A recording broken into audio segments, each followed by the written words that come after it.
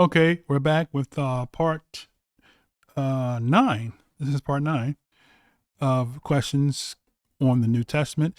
And so we left off, we was talking about that the sinners would be consumed out of the earth according to Psalms 104 and 35.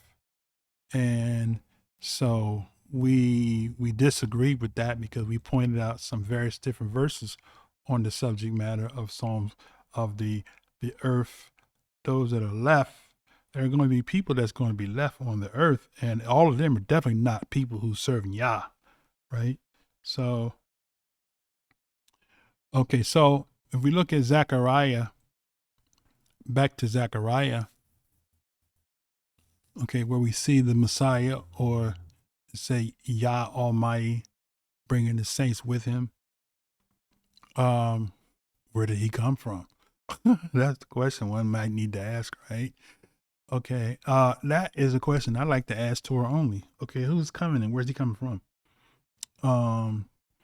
Or is there a person that you believe that there's a person that's going to be on the physical earth that represents that? Okay, and what do you, okay, if you don't believe in the New Testament, then you don't believe in the being changed from mortal to immortality. Because the question I would ask is that in the Tanakh where we're going to be changed, resurrected from the dead? We see that in Leviticus 26, but can we explain what's going to happen? How they're going to resurrect? What's going to happen? Where are they going to come from, right? Because the dead, you're going to see well, that's in the New Testament. I was going to say you're going to see Abraham, Isaac in the kingdom, but that won't see it. Okay, but you got prophecies that didn't happen. Okay, David died. So how David going to be the king? Is he going to resurrect from the dead? Where do we read that at in the Tanakh where David resurrects from the dead, right? So those are questions that we have to address. If we're going to throw out the New Testament, we have to find out, okay, how are we going to get back to Israel? Who's going to gather us? Okay, if you don't believe in the Messiah, then we're going to just go back on our own. How are we going to defeat the nations that have taken over our land? How are they going to let us go back? How are they going to let the so-called Negroes go back into Israel, say, oh, y'all Israel, oh, welcome back home. We'll give it back to you, right? How about the prophecy? The Most High said they're going to be slain. How are we going to slay people? We don't have no machinery or military outfits that we can come together and defeat the nations, right? So there's a whole lot of holes left. If you just say, oh, just Tanakh only or Torah only, there's a whole lot of holes left, right? Who's going to unify us? We can see we're not unified now. I mean, we Hebrew Israelites, and we got a whole lot, 1,100 different doctrines, right? Who's going to unite us, right? So we have a lot of answers that we can just ask those that just simply believe in the prophets, Psalm prophets, and Torah, right? So we put all the books together, and they open up our comprehension of things that's going to happen in the end times, right? So that is Torah simply is our basis for Yah's laws, statutes, and commandments, how we live, how we survive, how we become, how we dominate as sons and daughters of the covenant, right? But how do we get back into that position of rulership? That's where we have to examine and see how we can show that. Okay, obeying Yah, obeying law, statutes, and commandments, right? In our personal homes, because we need to do a national thing, right? And what's the unifying factor for us, right? We got Israelites that's in Israel now, divided. Some of them live in Ashkelon, some of them live in Ashdod, some of them live in the Jaffa, some of them live in Dimona, right? Some of them live in Beersheba, right? And then we got some living in Africa. So we all over the place. What is the unify, right? But let me get back. I digress. I'm gonna get back to this so I can close this out here. All right. I just had a moment there. Okay, so Zechariah 14 says, should come to pass that everyone that is left of the nations which came against Jerusalem shall even go up year to year to worship the King, Yah of hosts, and to keep the Feast of Tabernacles. And it shall be that those who will not come up of the families of the earth into Jerusalem to worship the King, Yah of hosts, even upon them shall be no rain, right? So we read that. So we're showing you that in the kingdom age, there are going to be people that's left. It's going to be some people that's sinners that need to be taught the ways of Yah. We go to Hosea, I think it is Hosea 2, which is a companion to Isaiah 2 we read, right? So go to Hosea 2, I think it is, right? Is it Hosea 2? Not Hosea 2. It's is it Amos 2? Hold on a second. I got my books twisted here. Hold on a second. Okay, it's Micah. Sorry, my bad. Micah. It says, verse Micah 4:1. It says, but in the last days it shall come to pass that the mountain of Yah's house shall be established in the top of the mountains, and it shall be exalted above the hills, and the people shall flow into it. And many nations shall come and say, come, let us go to the mountain of Yah and the house of Elohim of Yaakov, and he will teach us of his ways, and we will walk in his paths, for the law shall go forth from Zion, and the word of Yah from Jerusalem. He shall judge among many people. Who's the he? Who's going to be the he judging? David? Where's David? He's going to be resurrected from the dead. Where does it say David's going to be resurrected from the dead and it's not? Okay. These are questions that we have to answer, right? Okay. So who is it he's going to judge among the people? And he's going to rebuke the nations afar off. They shall beat the swords of plowshares and spears and pruning hooks. Nation shall not lift up sword against nation, neither shall they learn war anymore, right? So look, I mean, as the non-Torah only, non-Messianics have questions for those of us that believe in the writings of the apostles in the new second half of the Bible. We got questions about things such as that. You know, who's going to be the one that's going to who's the one that is going to be doing the gathering, right? Okay. So those are questions. I had another question, but I kind of lost it. But let me get back to the questions here that's asked of me. Oh,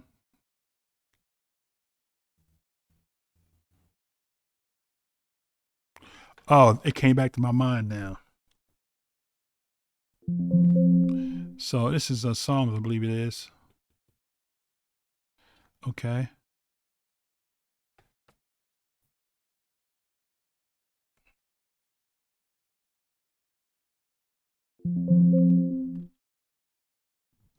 Okay, hold on a second. I got to get this right verse here. Okay, so Proverbs 30, it says, who have ascended up into heaven or descended? Who have gathered the wind in his fist?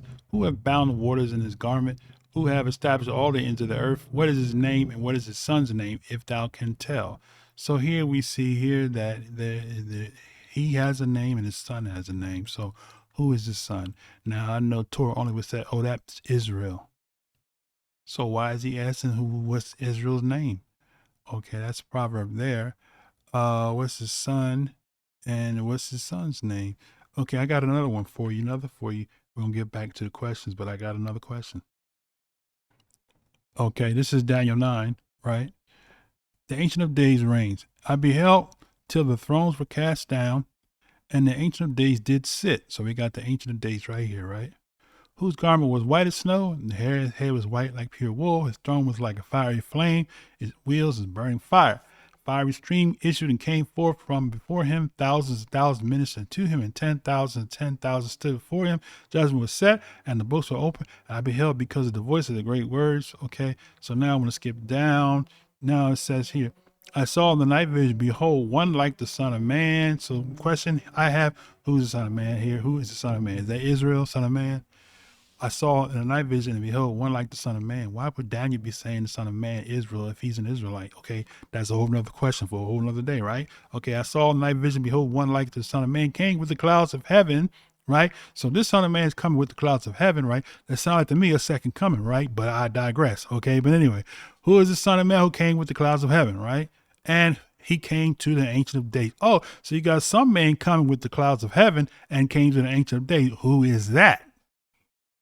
And they brought him near before him. So is that Israel?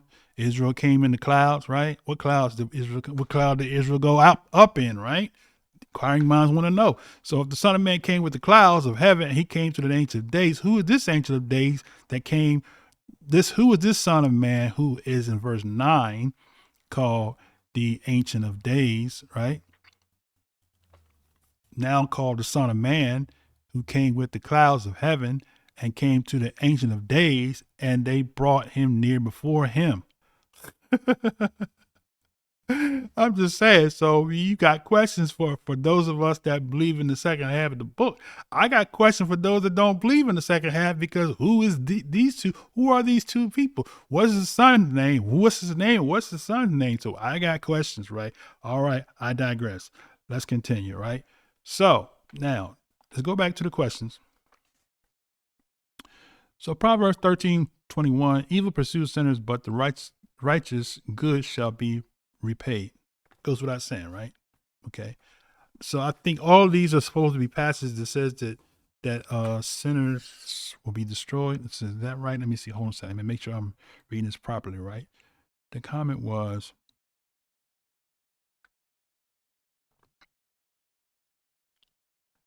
original sin is wrong. We cannot be held liable for Adam's transgression, nor anyone else. We're not born into sin. We must transgress ourselves and bear our own sins. Okay. So I guess these verses are a reference to that. Let's continue to read, see if I can kind of make sense out of the connection.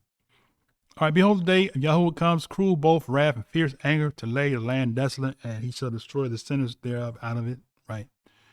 It goes without saying. I mean, we can read that in the book of Joel, right? Israel's going to be established as the headquarters of the world, and the law can go forth from Jerusalem. So we get that, but that's not to say the whole earth. Okay. Psalms Yoshiyahu 13:9. Behold, the day of Yah comes, cruel both wrath, fierce anger, to lay the land desolate, and she shall destroy the sinners thereof out of it. Okay. What land? So you have to properly exegete that. Which land is he talking about, right? He's talking about the promised land, right? Okay, continue. Proverbs 128. Then shall they call upon me, but I will not answer. They shall seek me, but they shall not find me. I think that Proverbs 120 is talking about wisdom, but I digress on that. Proverbs 28. And let's see. Let's do it for the sake of it. Okay, Proverbs 1 right quick. All right, Proverbs 1. All right. I'm trying to wrap this up in this. I think these are the last few verses here, I think. Okay, Proverbs 1:28. Okay. All right. Then shall they call upon me, but I will not answer. They shall seek me early, but they shall not. So who's that talking about? Okay, wisdom crieth without. She uttereth her voice. So right, I was right. So talking about wisdom. Okay, next verse. Proverbs 28:9 says, "He that turns away his ear from hearing Torah, even his prayer shall be an abomination." Right. Okay. All right. Right. Because Torah is instructions for salvation. So your prayer will be an abomination, because if you don't obey Torah, there is judgment for rebellion, for disobedience. The wages of sin is death, right? Disobedience cuts a person off from the life of Yah. The soul of sin shall be cut off from his people. Okay, and it don't necessarily mean that you're gonna stone them to death. Being cut off means that you just cut off from the life of Yah. Okay. There is no such thing as sinner's prayer. This also means John 3:16 is a lie. Sinner's prayer, I don't see where, I don't see where that phrase is anywhere. It's just sinner's prayer. Yah here is not a sinner's prayer. We know that Yah here is not a sinner's prayer. John 3:16, sinner's prayer. hold on. Hold that thought for a second.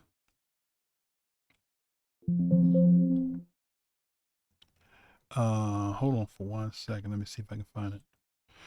Okay, so going back into the statement that was made is that that the Most High doesn't hear sinners, right? And a sinner's prayer. So I can. That's what the statement was. A sinner. There's no such thing as a sinner's prayer. Okay. That is Christianity, but a sinner can pray, but there's no such thing as a sinner's prayer, right? The sinner's prayer, a prayer that a sinner should pray is say, Yah, I have walked in disobedience to your laws according to your precepts. I confess that I've transgressed, and now I'm going to walk in obedience to your law. That's the prayer that the sinner should pray. And that prayer the Most High will hear, because that's how we ended up here. I was a Christian, and so were many of you, right? Christians and Muslims and all kinds of other religious persuasions, but now we've returned to the Most High Yah to obey his law, statutes, and commandments, right? Okay, he says also that Christianity is built on the belief and a revelation. No facts, no proof, no scripture. Okay. I wouldn't connect those who believe in the second half of the book with Christianity, because many who believe, and I'm sure you yourself can attest to that, don't embrace that. All right. So now part 3. Let's see. I have a whole lot more. Let's just kind of end this part. Let's kind of end this part 9, and then we'll come back with part 10. All right. Shalom.